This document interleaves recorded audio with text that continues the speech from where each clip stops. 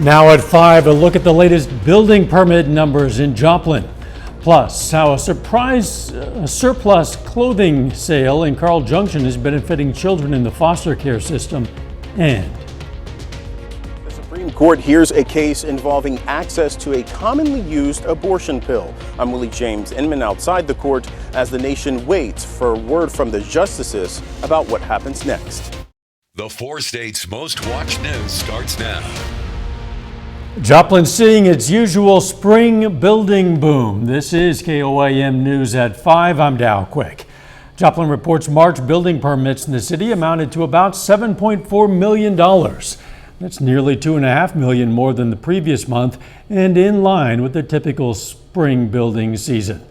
The city says most of the March permits were for commercial construction projects, including a new retail development and several renovations to existing businesses. Currently in Joplin, we're having a lot more residential construction as far as apartments. So there's over 250 apartments units being built on Connecticut and 20th. There's 72 apartments being built over behind Sam's Club on Hammonds Boulevard, and there's some other sizable projects. The largest permit in March was $2 million for a new car wash on West 7th Street.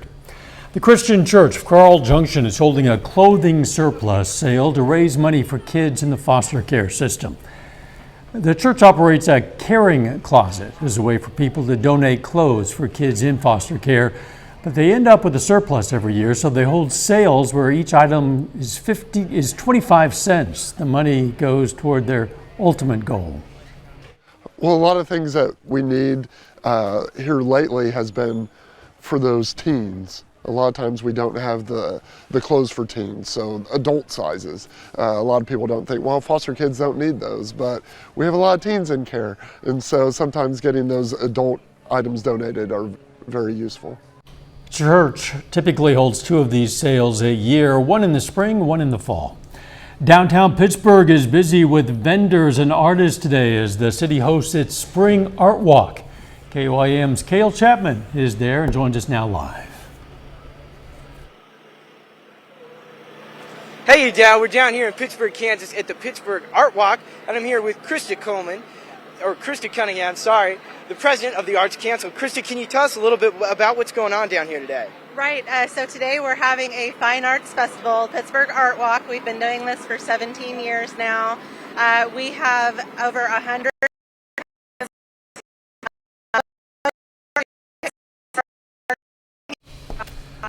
Obviously, we're having some technical problems, but we trust that the Art Walk is not. It is open now. It will be through the evening. Hope you check it out.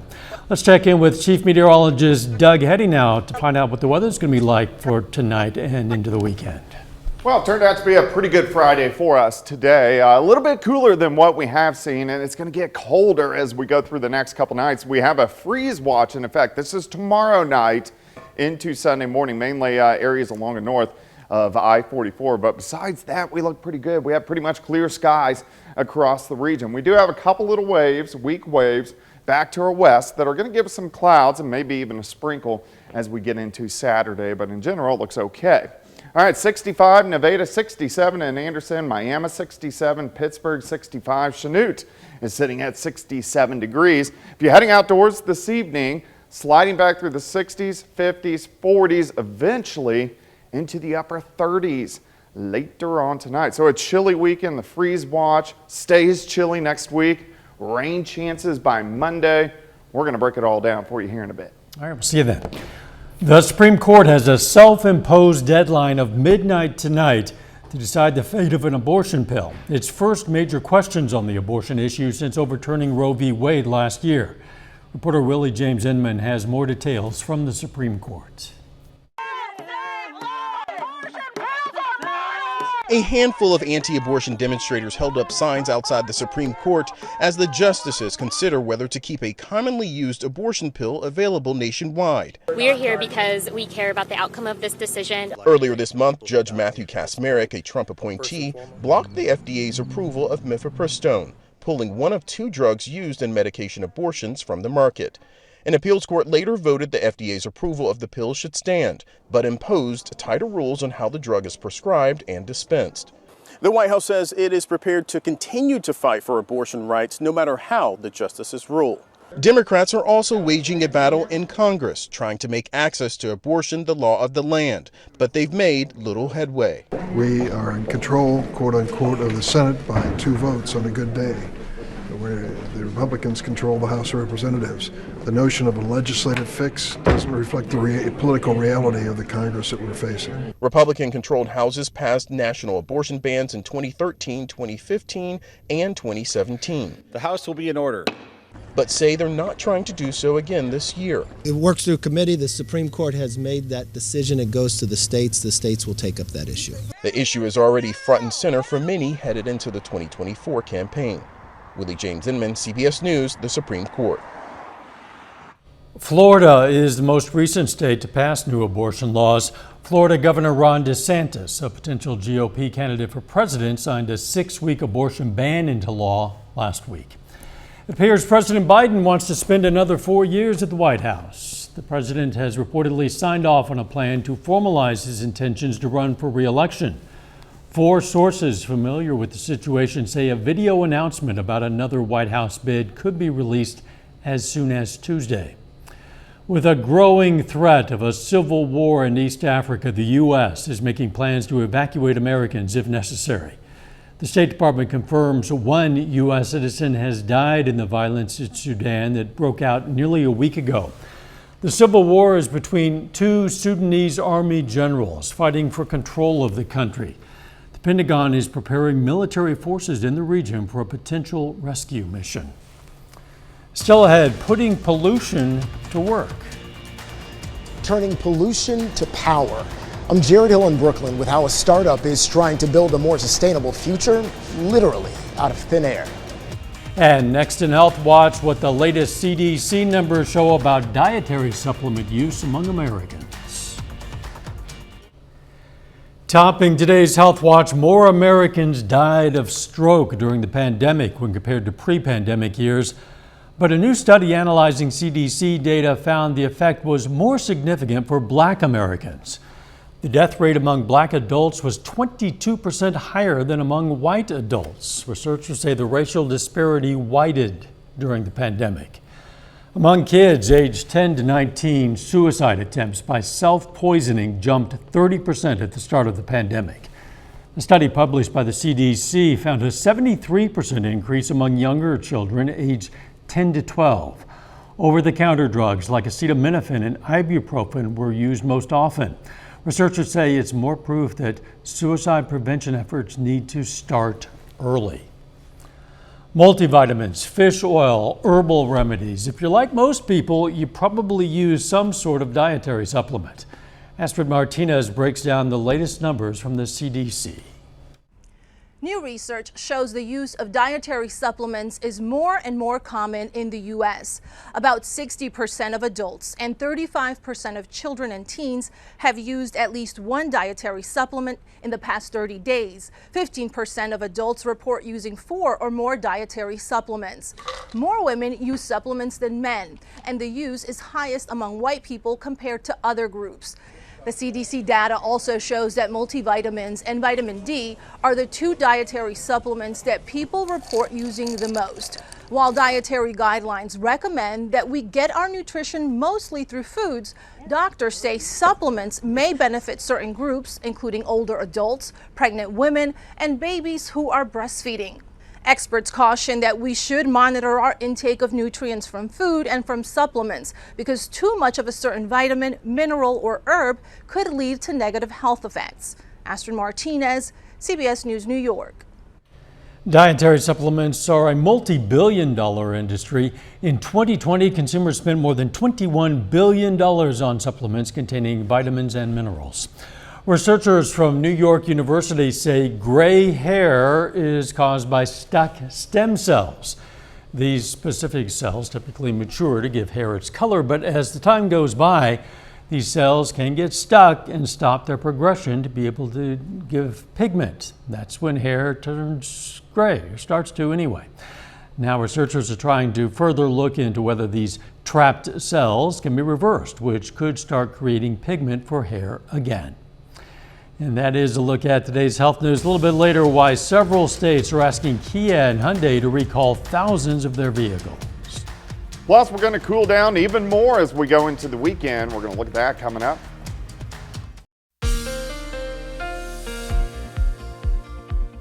Well, it turned out to be a nice Friday, but a little bit cooler outside as high temps mainly into the mid 60s, but still, it's turned out to be a pretty good day. We have a few cumulus clouds that are popping up across the region. Nice shot, Indigo Sky. Casino and Resort Indigo is just outside of Seneca, Missouri.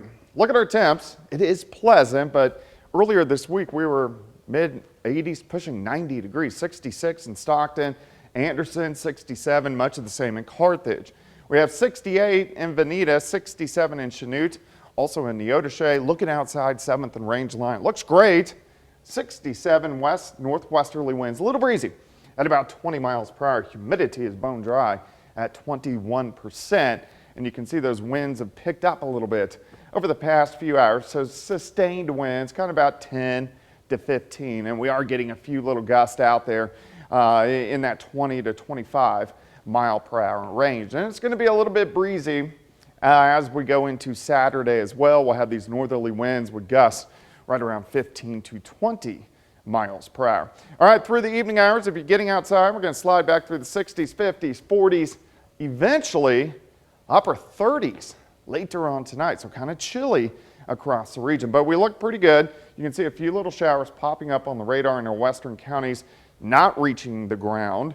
And then as we go a little wider vantage point, rain to our south, and then we got these waves kind of rotating around our big upper level low, which is centered right across the northern parts of the U.S. So it's pulling in this cooler air on the back side, and that's why we're going to cool down quite a bit as we go through the next several days. Let's step through time for you tonight. Look at this, 37 Fort Scott, 38 in Nevada, 40 in Miami. We should stay just above that frost level. We are going to get some clouds in here tomorrow. We can't rule out a couple showers in our far southern counties, so maybe a sprinkle, but most of the rain stays just south of the region. By the afternoon, 54 in Fort Scott, 57 in Miami, Anderson about 57 degrees. Tomorrow night, we start to clear out. Look at our temps. We drop down to 30 in Fort Scott, 32 in Parsons, 32 in Joplin, Stockton. That's why we have the freeze watch in effect tomorrow night into Sunday morning. Little warmer on Sunday. I think most of us will warm upper 50s to near 60 degrees, and then Sunday night we get southerly winds, so we only drop back right around 40 for an overnight low. Here's your day planner for you on your Saturday: 46 at 9, 53 at 1, 55 at 5 p.m. So a chilly day, but overall it's going to be fine. We do have some rain chances in the forecast. Once we get into late Monday night into Tuesday, our next storm system rolls in. This looks like just showers, not really thunderstorms, but we'll take any rain that we can get. 56 tomorrow, 32 tomorrow night, 58 Sunday, 39 heading into Monday morning. Showers Monday, Tuesday, Wednesday, not super heavy, but it should be widespread, which is good. Look at our temps. We stay upper 50s to near 60 all week next week. Chance for thunderstorms by next Friday. Bring on those showers, and if they're gentle, slow, but continuous, that's probably a good thing. Yeah, we'll take whatever we can get. Okay. Thanks, Doug. Coming up, how companies are capturing CO2 emissions and turning them into something useful. Topping today's Consumer Watch, a coalition of attorneys general is demanding a federal recall of Kia and Hyundai vehicles that are highly vulnerable to theft due to a security flaw. The attorneys general from 18 states signed the letter sent to the National Highway Traffic Safety Administration. In it, they urged the agency to recall vehicles from the two automakers that were manufactured between 2011 and 2022. They wrote that the cars were unsafe because they did not include anti-theft devices that were standard in other vehicles made during that same time period. The Justice Department has reached multi-million-dollar settlements in 3 lawsuits against U.S. oil and gas companies. The settlements aim to resolve claims that several large companies were using faulty equipment to manufacture and refine natural gas and other actions that violated Clean Air Act standards set by the Environmental Protection Agency. According to the Justice Department, the companies will spend about $16 million combined on repairs, upgrades, and other ways to fix the problems as part of the settlements. Carbon dioxide is the primary greenhouse gas emitted through human activity. That's according to the EPA. But increasingly, companies are using new technology to capture CO2 at the source from facilities like power plants that are the biggest emitters, and then turning the CO2 into stuff that you might use every day. As reporter Jared Hill shows us, one company hopes to have you wearing it, drinking it, and then some. You're looking at bottles of liquid innovation, perfume, and vodka. They're first products that have been made from carbon dioxide. In this warehouse in New York City, Air Company takes industrial CO2 captured before it's released into the air, mixes it with hydrogen to make cleaner consumer products. The folks at Air Company say making greener perfume and vodka is great, but this is just a taste of what they think this technology can do when it comes to bringing us to a more sustainable future. Air Company CEO Gregory Constantine says the real focus is jet fuel. The aviation industry accounts for about 2 to 3% of global CO2 emissions on an annual basis. With the same process, the company has developed what it calls sustainable aviation fuel, ready to drop in a plane without changing the hardware. Last year, the Air Force ran its first test and recently struck a deal with a startup to help the government's biggest emitter of greenhouse gases capture and convert CO2 on site. You're actually able to, to create a new fuel that is removing carbon dioxide in its production process rather than polluting with putting out carbon dioxide in the production process. You're having steps in the right direction. A tool, but critics say not a solution. They argue the process can be expensive and getting the CO2 can be energy intensive. Air Company acknowledges there's work to do, but says this is just the beginning. Jared Hill, CBS News, Brooklyn, New York. The Brooklyn company is what Air Company calls a pilot plant. It plans to grow in order to meet the demand of the Air Force and private airlines like JetBlue and Virgin Atlantic, which have already signed up for hundreds of millions of gallons of its sustainable jet fuel. After 5 weeks of decline, mortgage rates rose this week to the highest level in a month. The 30-year fixed rate mortgage averaged 6.39%. A year ago, the 30-year fixed rate was 5.11%. Home prices have stabilized a bit, but Freddie Mac's chief economist says tight supply and rates above 6% continue to make affordability an issue for a lot of potential home buyers. A final check of the forecast next. Up next on the CBS Evening News, Steve Hartman goes on the road to Missouri with a story about an unlikely friendship and some overdue justice finally delivered. Then on KOAM News at 6, we're going to have more on the latest building permit numbers issued by the city of Joplin, plus a qualifying event for the United States Team Roping Championships kicks off in Carthage. And Pittsburgh baseball looks to get back-to-back wins taking on Carl Junction. Stay with us for the CBS Evening News and then KOAM News at 6. Russell Stovers has created a Chocoholic's dream, a box of chocolate weighing more than 5,000 pounds. Yeah, that's actually chocolate. The chocolate box, which is a replica of their classic assorted gift box, was unveiled at the Kauffman Center for Performing Arts in Kansas City. The confectionery company created the treat to celebrate its 100th anniversary. This chocolate box, which measures 30 feet across and weighs more than 5,600 pounds, clocks in as the largest box of chocolates by the Guinness World Record. You can do the math and try to figure out the calories if you choose. I prefer to think that there are no calories in chocolate. No, not at all. No. It's a big box. Yes, it is. That would be a mouthful. Yeah. The weather, pretty nice for the weekend. Yeah, it's not going to be too bad, but it is going to be chilly during the overnight hours. We'll drop back to about 38 or 39 tonight, 56 tomorrow, and then a freeze tomorrow night. Yeah, we don't want that. Thanks for joining us. CBS Evening News is next. And of course, we'll be right back here for KOAM News at 6. Let's make it a great evening.